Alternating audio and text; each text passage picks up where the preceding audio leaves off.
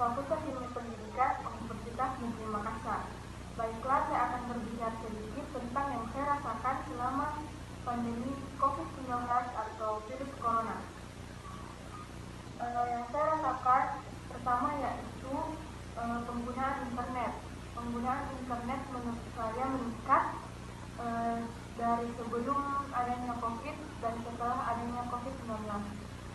Peningkatan itu dikarenakan pembelajaran yang dilaksanakan dialihkan menjadi pembelajaran dengan metode daring atau dalam jaringan.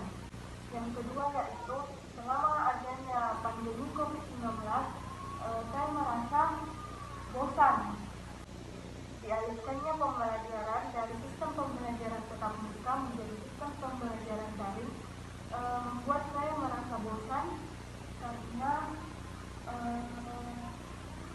sisi lain saya tidak bisa berkumpul dengan teman-teman, tidak bisa keluar rumah, dan tidak bisa melakukan aktivitas yang biasa saya lakukan selama perkuliahan tatap muka.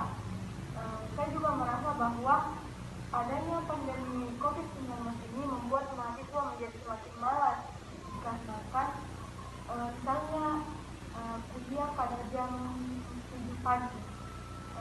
Banyak mahasiswa yang hanya absen lalu mengabaikan kuliah itu begitu saja dikarenakan tidak efektifnya dan banyaknya peluang mahasiswa untuk berbohong.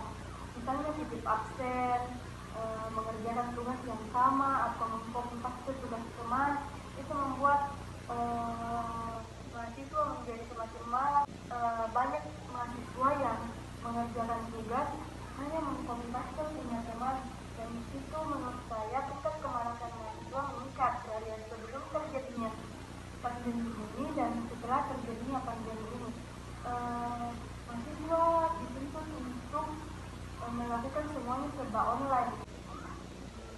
Dan yang terakhir itu permasalahan jaringan.